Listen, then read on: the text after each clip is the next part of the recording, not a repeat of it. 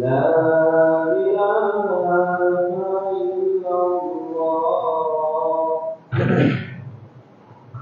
لا إله إلا الله.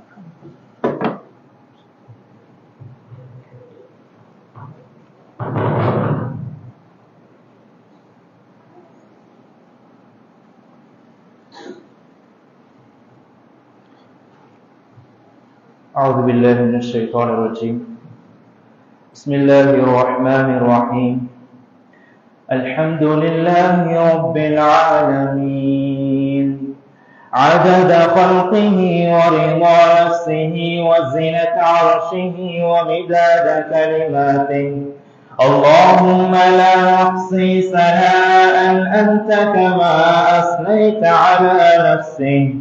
اللهم صل وسلم وبارك على سيدنا محمد وعلى آله وصحبه أجمعين. أما بعد، فيقول الله سبحانه وتعالى في محكمه التنزيل: أعوذ بالله من الشيطان الرجيم. بسم الله الرحمن الرحيم. الرحمن علم القرآن. وقال أيضا: اقرأ باسم ربك الذي خلق. وقال أيضا: يا أيها الذين آمنوا قوا أنفسكم وأهليكم نارا. صدق الله العظيم. وقال حبيبنا صلى الله عليه وسلم: خيركم من تعلم القرآن وعلمه. وقال صلى الله عليه وسلم أيضا: كلكم راع وكلكم مسؤول عن رعيته. صدق رسول الله صلى الله عليه وسلم. விண்ணையும் மண்ணையும் படைத்து, விண்ணிலே விண்மீன்களையும் மண்ணிலே மனித ஜீவராசிகளையும் படைத்து பரிபாலித்துக் கொண்டிருக்கக்கூடிய ஏகவல்லவர் அல்லாஹ்வுக்கே எல்லா புகழும். அல்ஹம்துலில்லாஹ். சத்திய தூதர், சன்மார்க்க போதகர், மேலும் மேலான முஹம்மது முஸ்தபா அஹ்மது முஸ்தபா ரசூல் அக்ரம் ஸல்லல்லாஹு அலைஹி வஸல்லம் அன்னவர்கள் மீதும், அன்னவர்களை பின்பற்றிய சஹாபாக்கள், தாபிஊன்கள், தபா-தாபிஈன்கள், நல்லவர்கள், நம்மவர்கள் அனைவர் மீதும் சாந்தியும் சமாதானம் என்றென்றும் நிகழட்டுமாக. நாட்டின் சிறந்த நாளாகிய வெள்ளிக்கிழமை நாளில் நேர காலத்தோடு இஅ்திகாஃபுடைய நிய்யத்தோடு மஸ்ஜிதுக்குள்ளால் வந்துமாயிருக்கும் மேலான பெரியவர்களே, சகோதரர்களே, அல்லாஹ்வின் நல்லடியார்களே, அல்லாஹ் சுப்ஹானஹு வ தஆலாவும் நபியுல்லாஹி ஸல்லல்லாஹு அலைஹி வஸல்லம் அவர்களும் இவைகளை எடுத்து நடந்தால் நாளை மறுமையில் சந்தோஷமாக, குதூகலமாக, சிரித்தவர்களாக இருக்கலாம் என்பதாக கூறியிருக்கின்றார்களோ அவைகளை எமது வாழ்வில் இயன்றளவு எடுத்தும், இவைகளை செய்தால் நாளை மறுமையில் நஷ்டத்தில், துன்பத்தில், காலத்தில் இருக்கிறது என்பதாக கூறியிருக்கின்றார்களோ அவைகளை எமது வாழ்விற்கு முற்றாக ஒதுங்கி தகர்ந்து கொள்ளும்படி அடியானாகி எனக்கும் இரண்டாவது உங்கள் அனைவருக்கும் தக்வாவை கொண்டு வசீஹத்தும் நசீஹத்தும் செய்து கொள்கின்றேன்.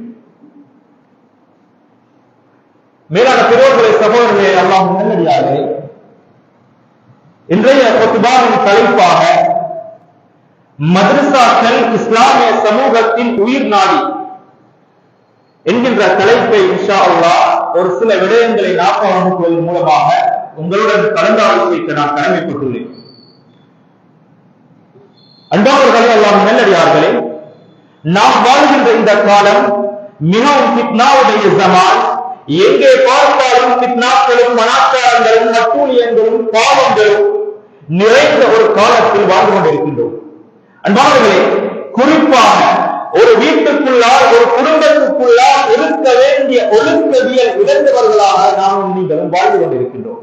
அன்பானவர்களே, இந்த சபையில் இருக்கக்கூடிய 50 வயதை தாண்டிய, 60 வயதை தாண்டிய ஒரு முதியவரிடம் ஒரு கேள்வியை கேட்டால் அன்றைய காலத்துக்கும் இன்றைய காலத்துக்கும் என்ன வித்தியாசம் என்று கேட்டால் அவர்கள் சுருக்கமான ஒரு பதிலை கூறுவார்கள். என்ன தெரியுமா? அன்று எங்களுக்கு பொருளாதாரம் இல்லை, உடுக்க ஆடை இல்லை, படிப்பதற்கான உபகரணம் இல்லை, ஆனால் ஒழுக்கம் இருந்தது. இன்று எல்லாம் இருந்தும் ஒழுக்கத்தை இழந்த சமூகமாக, ஒழுக்கத்தை உலகெங்கும் காட்ட வேண்டிய சமூகமாக இருக்கக்கூடிய இருக்கக்கூடிய நாமே ஒழுக்கத்தை நாளுக்கு நாள் இழந்தவர்களாக வாழ்ந்து கொண்டிருக்கின்றோம். அன்பானவர்களே, அல்லாஹ் நல்லடியார்களே, இதனுடைய காரணம் பலதரப்பட்டவர்கள் பலதரப்பட்ட சிந்தனைகளை கூறினால் உலகத்துடைய சிந்தனையை வைத்து உலகத்துடைய மட்டத்தை வைத்து எப்படி கூறினாலும் நாம் நீங்களும் இஸ்லாமிய சமூகத்தில் பிறந்தவர்கள், இஸ்லாமிய சமூகத்தை பின்பற்றக்கூடியவர்கள், நாம் நீங்களும் அத்தனை விடயங்களையும் குர்ஆன் ஹதீஸினூடாக சிந்திக்க வேண்டும். அன்பானவர்களே, குர்ஆன் ஹதீஸினூடாக ஒழுக்கத்தை இழந்த சமூகமாக எப்படி நாங்கள் மாறுவோம் என்று நாங்கள் சிந்திக்கும் பொழுது, அன்பானவர்களே, நாம் எப்பொழுது பாடசாலை கல்வியை உயர் கல்வியாக மதரசாக்கள் குர்ஆனை ஹதீஸை நாங்கள் தாழ்ந்த கல்வியாக எப்பொழுது பார்த்தோமோ அப்பொழுது எமது சமூகம் இன்னொரு அந்நிய மனிதரிடம் தலை குனியக்கூடிய சந்தர்ப்பத்தில் நாம் நீங்கள் இருந்து கொண்டிருக்கின்றோம்.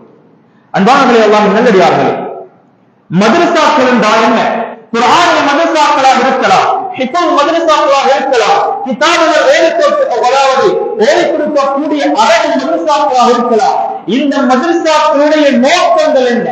இந்த மதரசாக்கள் உருவாக்கப்பட்டதற்கான மிகப்பெரிய தூரநோக்கு சிந்தனை இருக்கின்றது.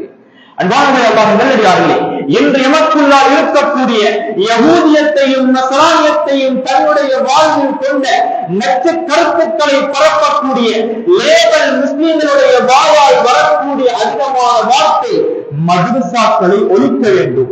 உலமாக்களுக்கு மார்க்க கல்வி மாத்திரங்கள் இருக்கின்றது. உலமாக்களுக்கு உலகத்தை பற்றி என்னதான் தெரியும், அவர்களுக்கு சக வாழ்வை பற்றி என்னதான் தெரியும், சமூக வாழ்வை பற்றி என்னதான் தெரியும், அரசியல் வாழ்வை பற்றி அவர்களுக்கு என்னதான் தெரியும். அன்பானவர்களே, எல்லாம் நல்லடியார்களே, நாம் மார்க்கத்தை இன்னும் மார்க்கமாக பார்க்கவில்லை. அன்பானவர்களே, நாம் இந்த உலகத்தில் பிறக்கும் பொழுது வலது காலில் அதானையும் இடது காலில் இஸ்லாமத்தையும் சொல்லப்பட்டவர்களாக பிறந்திருக்கின்றோம். அடுத்த கட்டம் எனக்கும் உங்களுக்கும் தொழுகை கடமையாகின்றது. அன்பானவர்களே, அடுத்த கட்டம் மரணித்தால் எப்படி நாங்கள் சப்பில் இருந்து இஸ்லாமத்துக்கு பின்னால் தக்பீர் கட்டுகின்றோமோ இதே போன்று என்னுடைய உங்களுடைய மரணம் திடீர் மரணமாக அது எத்தனை வயதாக இருந்தாலும் சரி வந்து தீரும் என்பதுதான் அவருடைய அர்த்தம். ஆனால் என்ன கேள்வி தெரியுமா?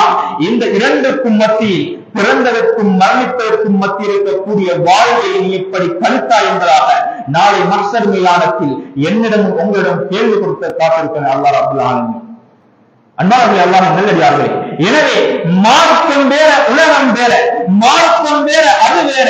இப்படியெல்லாம் உங்களுக்கு மத்தியில் யஹூதியத்தான சிந்தனையை போட்டு நாளுக்கு நாள் என்னையும் உங்களையும் பிரித்து வைத்திருக்கின்றார்கள். அன்பானவர்களே, அல்லாஹ் நல்லடியார்களே, நாம் பிறந்திலிருந்து மரணிக்கும் வரைக்கும் இஸ்லாமிய மனிதனாக இந்த உலகத்தில் வாழ வேண்டும். அப்படி என்று சொன்னால் ஒருவர் டாக்டராக, இன்ஜினியராக, லோயராக மாற வேண்டும் என்று சொன்னால் அதனுடைய பட்டங்களை, கல்விகளை, அதனுடைய கட்டளைகளை படித்தால் தான் அவர்களுக்கு ஒரு இன்ஜினியர் நாங்கள் கூறுவோம். அதே போன்ற அன்பானவர்களே, நாம் மார்க்கத்தை பின்பற்றக்கூடிய ஒரு மனிதனாக மாறப் போகின்றோம் என்று சொன்னால் மார்க்கத்தை சிறு பிராயத்தில் இருந்து நாங்கள் படிக்க வேண்டும். அன்பானவர்களே, அல்லாஹ் நல்லடியார்களே, நானும் நீங்களும் பின்பற்றக்கூடிய குர்ஆன் இருக்குதான். இந்த குர்ஆனை பற்றி ரப்பல் ஆலமீன் அவனுடைய குர்ஆனிலே இறக்கப்பட்ட குர்ஆனிலே முதல் ஆயத்தாக அல்லாஹ் எனக்கும் உங்களுக்கும் குர்ஆனை பற்றி ஒரு விளக்கத்தை கூறுகின்றான். அலிஃப் லாம் மீம் ஸாலிகல் கிதாப் லா ரைப ஃபீ. யஹூதியத்தான சிந்தனையை கொண்டவர்கள் தான் குர்ஆனில் சந்தேகம் வரும். நஸ்ரானியத்தான சிந்தனையை கொண்டவர்கள் தான் குர்ஆனில் சந்தேகப்படுவார்கள். குர்ஆன் சொன்ன வஅதாக்கள் அத்தனையும் உலகத்தில் தரப்போகின்ற அத்தனை வஅதாவையும் அல்லாஹ் ஒவ்வொரு மனிதனுடைய வாழ்வுடைய முடிவுக்கு முன்னால் நிச்சயமாக தருவார். இதுதான் என்னுடைய உங்களுடைய அகீதா, இதுதான் என்னுடைய உங்களுடைய கோட்பாடாக இருக்க வேண்டும். அன்பானவர்களே, அல்லாஹ் நல்லடியார்களே, குர்ஆன் சொல்கின்றது, இந்த குர்ஆன் லா ரைப ஃபீ, எந்த சந்தேகம் வரக்கூடாது, இதில் எந்த சந்தேகமான வார்த்தையோ எழுத்தோ கிடையாது குர்ஆனில். இதனை தாண்டி குர்ஆனுக்கு சிறப்பு தேவையில்லை. அன்பானவர்களே, உலகத்தில் இருக்கக்கூடிய பட்டங்கள், பதவிகள், புத்தகங்கள், நூல்கள் என்னதாக இருந்தாலும் அதில் ஏதோ ஒரு சந்தேகமான வார்த்தை இருக்கும், ஏதோ ஒரு பிழையான ஒரு வார்த்தை இருக்கும், ஏதோ சந்தேகத்தை உருவாக்கக்கூடிய சில வார்த்தைகள் இருக்கும். ஆனால் குர்ஆனில் எந்த சந்தேகமான வார்த்தையும் எழுத்துமோ ஆக்கத்துமோ கிடையாது. அன்பானவர்களே, அல்லாஹ் நல்லடியார்களே, எனவே இதனைத்தான் என்னுடைய உங்களுடைய சிறார்கள் குழந்தைகள் சிறு பிராயத்திலிருந்து படிக்க வேண்டும். நாம் இன்று குழந்தைகள் சிறு பிராயத்தில் இருக்கும் பொழுது இன்றைய ஒரு சிந்தனை என்ன தெரியுமா அன்பார்களே? ஆங்கில கல்வி இன்றைய காலத்தின் தேவையாக இருக்கின்றது. என்றாலும் நாளை மஹ்ஷர் மைதானத்தில் அல்லாஹ் ஆங்கிலத்தில் பேச மாட்டான். நாளை மஹ்ஷர் மைதானத்தில் அல்லாஹ் உனக்கு ஆங்கிலம் தெரியுமா என்று கேட்க மாட்டான். கேட்க போகின்ற கேள்வி அத்தனையும் லுகத்துல் குர்ஆன், குர்ஆனுடைய லுகா அரபு என்பது நாளை சுவர்க்கத்துடைய பாசை. அது அன்பார்களே, அல்லாஹ் நல்லடியார்களே, அந்த அரபு வார்த்தைகளைத்தான், அந்த குர்ஆனிய வார்த்தைகளைத்தான் என்னுடைய உங்களுடைய சிறார்கள் சிறு குழந்தையிலிருந்து படிக்க வேண்டும்.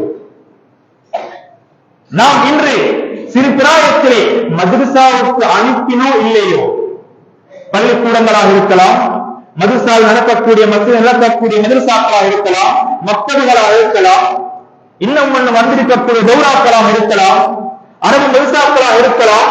அத்தனையும் நாங்கள் ஒரு கேள்வி கொடுத்து கேட்கின்றோம், இதில் என்ன நடக்கின்றது? இதில் என்னதான் நடக்கின்றது? இதில் என்னதான் எங்களுக்கு பிரயோஜனம்?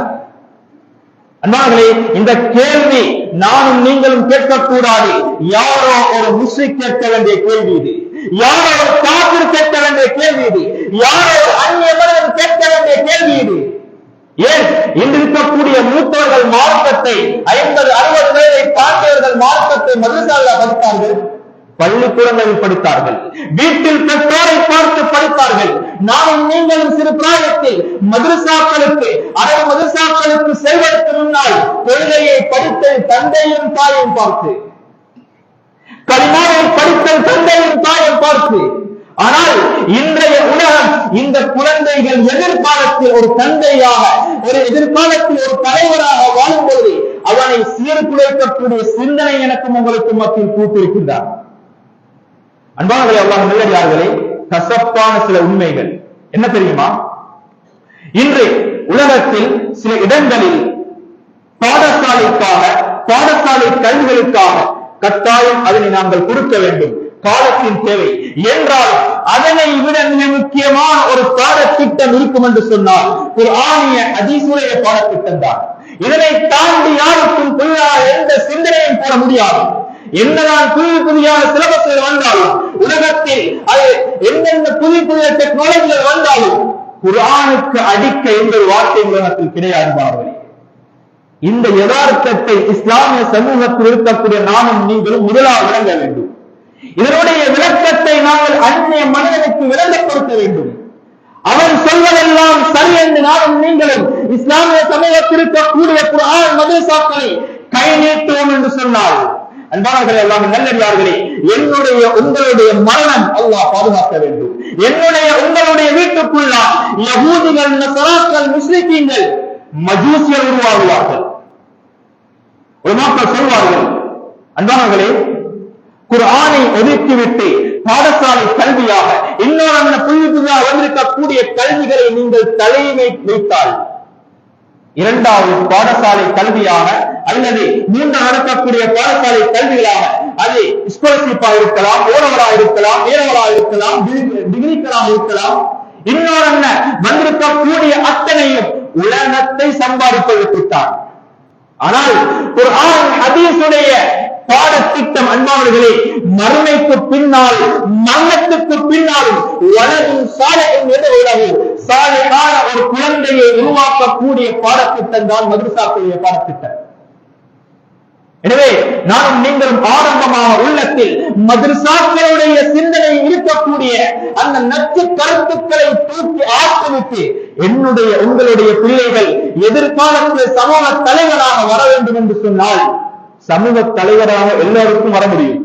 ஆனால் சமூகத்தை வழிநடத்தக்கூடிய குர்ஆனும் ஹதீஸும் சொல்லக்கூடிய அடிப்படையை வழிநடத்தக்கூடிய குழந்தைகளாக மாற்றுவதில் இன்று இருக்கக்கூடிய பெற்றோருடைய, தலைமுறையுடைய மற்றும் நிர்வாகிகளுடைய, உலமாக்களுடைய, புத்திஜீவருடைய கடமை என்பதை மறந்துவிட வேண்டாம்.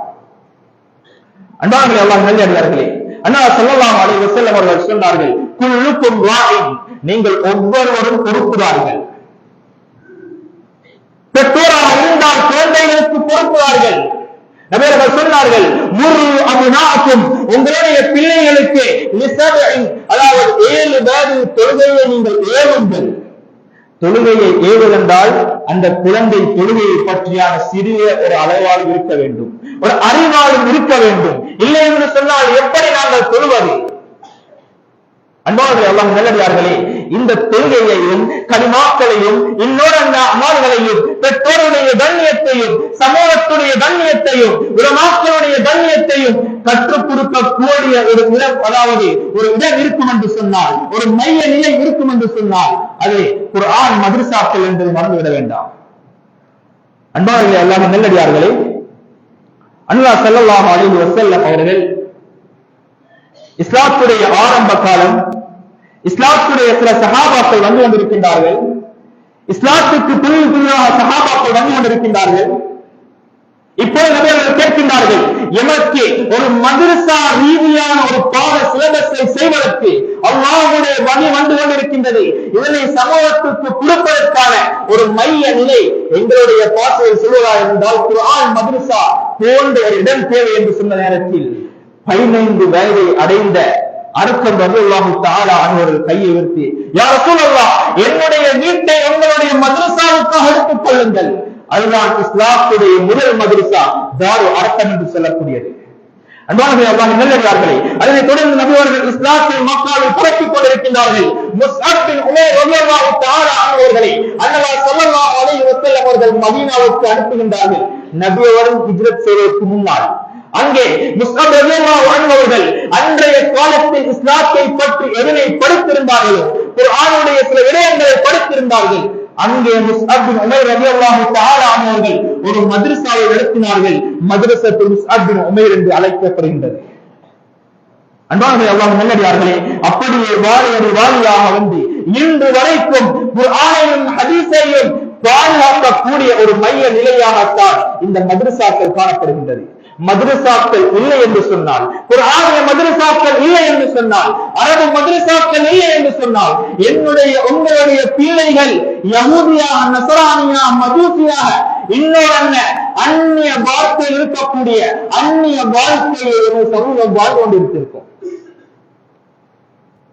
அன்பானவர்களே, அல்லாஹ் நல்லடியார்களே, எனவே நாம் அத்தனை பேரும் சிந்திக்கக்கூடிய சிந்தனைவாதிகள் தான், புத்திஜீவிகள் தான், படித்தவர்கள் தான். நடுத்தரமாக சிந்திக்க வேண்டும். மதரசாக்கள் என்ற சமூகத்தின் கண்கள் சொல்வார்கள், ஒரு ஊருக்கு பள்ளியும் அதாவது பாடசாலையும் 2 கண்களை போன்று. அன்பானவர்களே, அல்லாஹ் நல்லடியார்களே, பள்ளி என்பதை நாங்கள் நினைத்துக் கொண்டிருக்கின்றோம்.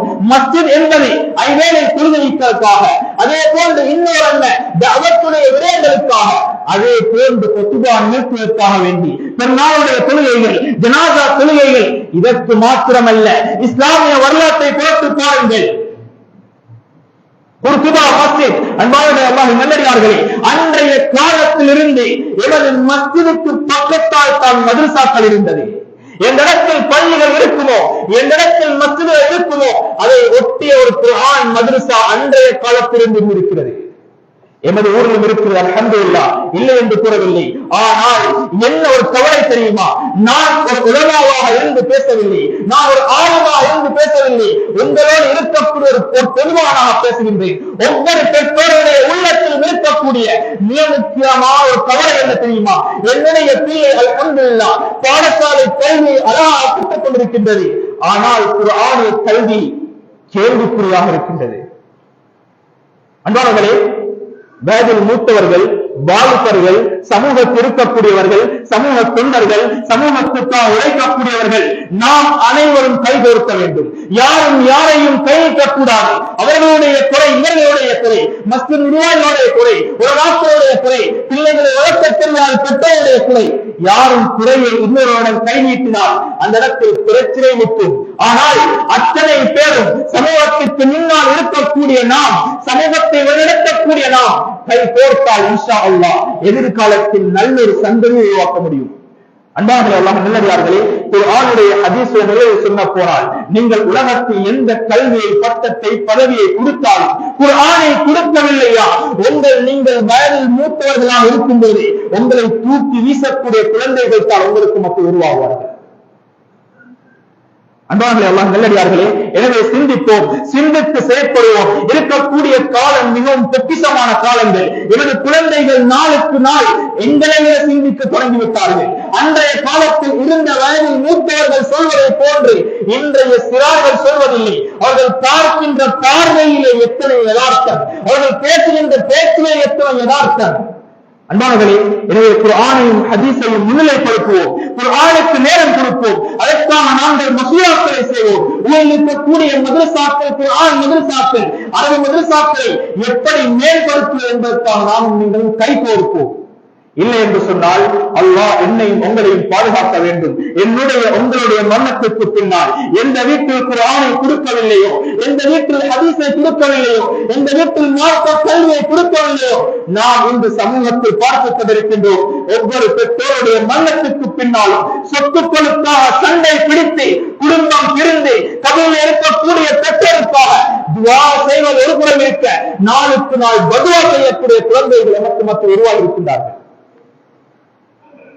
அன்பானவர்களே, எல்லாம் நல்லடியார்களே, சிந்திப்போம், செயற்படுவோம். ஒவ்வொருவருக்கும் தனித்தனியான சிந்தனை இருக்கின்றது. உலமாக்களை சந்தித்து, மஸ்ஜித் நிர்வாகிகளை சந்தித்து, என்னுடைய பிள்ளைகளுடைய எதிர்காலத்தை நீங்கள் என்ன செய்ய போகின்றீர்கள், சமூக தொழிலாளர்களாக நீங்கள் இருக்கின்றீர்கள், சமூகத்தை மேம்படுத்தக்கூடியவர்களாக இருக்கின்றீர்கள், எனக்கு என்ன உங்களால் செய்ய முடியும்? ஊருடைய அல்ஹம்துலில்லாஹ் எமது மண்ணை பொறுத்தவரையில் அத்தனை வளங்களையும் கொண்ட ஒரு மண் என்று சொல்ல முடியும். அது எந்த துறையாக இருந்தாலும் சரி, அது பொருளாதார துறையாக இருந்தாலும் சரி, கல்வி துறையாக இருந்தாலும் சரி, கலாச்சார துறையாக இருந்தாலும் சரி, எந்த துறையிலும் எமது ஊருக்கு இன்னொரு ஊர் மனிதன் கையிட்டு பேசும் அளவுக்கு எமது ஊர் துறையாக அல்ஹம்துலில்லாஹ். ஆனால் நாளுக்கு நாள் நாம் பார்க்கின்ற ஒரு துறையாக மார்க்க கல்வியின் குறைபாடு நாளுக்கு நாள் குறைந்து கொண்டு செல்கின்றது. அன்பானவர்களே, எல்லாம் நல்லடியார்களே, மஸ்ஜித் நடக்கக்கூடிய மதரசாக்களுக்கு, இன்னொரு அந்த மதரசாக்களுக்கு எமது பிள்ளைகளை அழைத்து சென்று குர்ஆனை முதலாக அவர்களுடைய கண்ணால் பார்க்க வையுங்கள். வாழ்க்கை ஜொலிக்கும். நீங்கள் பாடசாலை கல்வியை கொடுக்க வேண்டாம் என்று சொல்ல முடியாது. காலத்தின் தேவையை கட்டாயமாக கொடுக்க வேண்டும். அதை விட மிக முக்கியமான ஒரு அறிவுதான் மார்க்க கல்வி. எனவே அன்பானவர்களே, எல்லாம் நல்லடியார்களே, இந்த மார்க்க கல்வியை சமூகத்திற்கு கொடுத்து என்னால் இருக்கக்கூடிய மத்தியில் இருக்கக்கூடிய பலங்களை பயன்படுத்தி சமூகத்தை குர்ஆனிய சமூகமாக மாற்றுவதற்கு வல்லவன் அல்லாஹ் என்னையும் உங்களையும் ஆக்கருவானாக. யா அல்லாஹ் ரப்பல் ரஹ்மானே, இந்த அனைவருடைய பாவங்களை மன்னித்து யா அல்லாஹ், எங்களால் செய்யப்பட்ட அத்தனை பாவங்களை மன்னித்து யா அல்லாஹ், வளர்ந்து வரக்கூடிய சமூகத்தை குர்ஆனிய சமூகமாக மாற்றி யா அல்லாஹ், எங்களால் முடியுமான குர்ஆனிய சமூகமாக மாற்றக்கூடிய சந்தர்ப்பங்களை எங்களுக்கும் என தலைவரமாக இருக்கும் தந்தை யா அல்லாஹ். இந்த ஃபத்வா பிரசங்கத்தை ஏற்றுக்கொண்டு யா அல்லாஹ். وآخر دعوانا الحمد لله رب العالمين.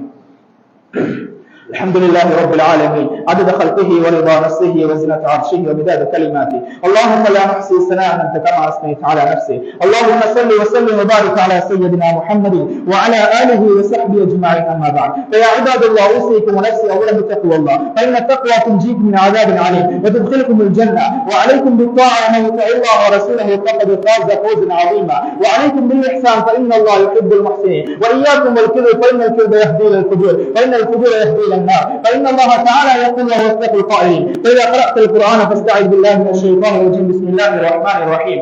يا أيها الذين آمنوا قوا أنفسكم وأهليكم نارا. بارك الله لي ولكم بالقرآن العظيم، ونفعنا بالآيات والذكر الحكيم. أقول قولي هذا، أستغفر الله لي ولكم ولسائر المسلمين من كل ذنب فاستغفروه إنه هو الغفور الرحيم.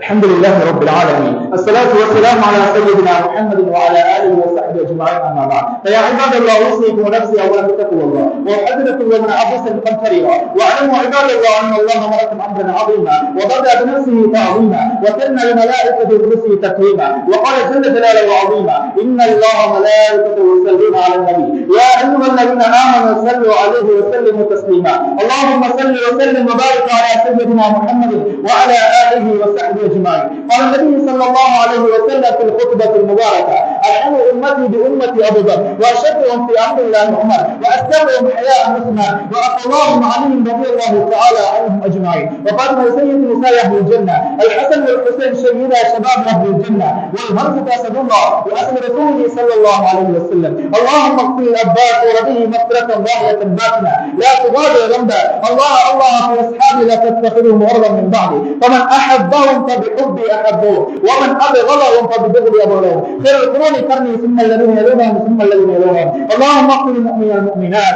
والمسلمين والمسلمات الأحياء منهم والأموات إنك سميع مجيب الدعوات يا قاضي الحاجات. اللهم جلنا من النار، اللهم جلنا من النار، اللهم جلنا من النار. ربنا اغفر لنا ولإخواننا الذين سبقونا بالإيمان ولا تجعل في قلوبنا غلا للذين آمنوا ربنا إنك رؤوف رحيم. عباد الله إن الله يأمركم بالعدل والإحسان وإيتاء ذي القربى وينهى عن الفحشاء والمنكر والبغي يعظكم لعلكم تذكرون. ولذكر الله أكبر والله يعلم ما تصنعون.